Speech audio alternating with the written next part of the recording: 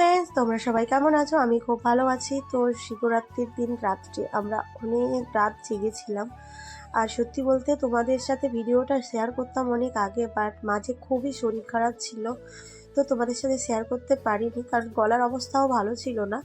আর আমাদের এখানে শিবরাত্রিতে প্রচুর মহিলা শিবরাত্রি করে, আর এই মন্দিরের এর মাথা থেকে ও মাথা পর্যন্ত লোকজন ছিল। আর সত্যি বলতে খুব মজা করেছি। মানে এবছরটা না ঘুমের কষ্টটা অতটা হয়নি, যে ঘুম আসে না এই কষ্টটা আমি এবছর একটুও পাইনি। আর সবাই খুব ভোর হুল্লোড় করেছি, খুব মজা করেছি। সবাই তো আবার লুডো খেলতেও ব্যস্ত।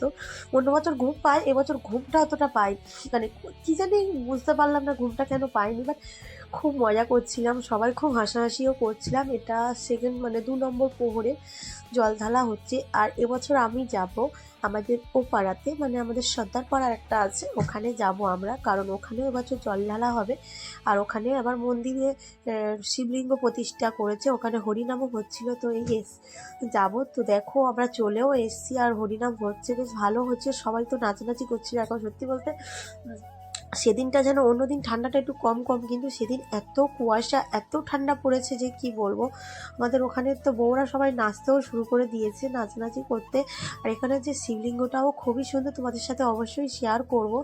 আর আমার তো নাচতে ইচ্ছা করছিল, বাট সত্যি বলতে নাচার যে ইমেজটা ছিল, বাট শরীরটা টানছিল না, ওই জন্য আর নাচানাচি করিনি।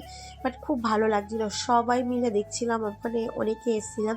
আর এখানেও না অনেক বউরা করেছিল, অন্তত 50-60 জন বউ করেছে এখানে।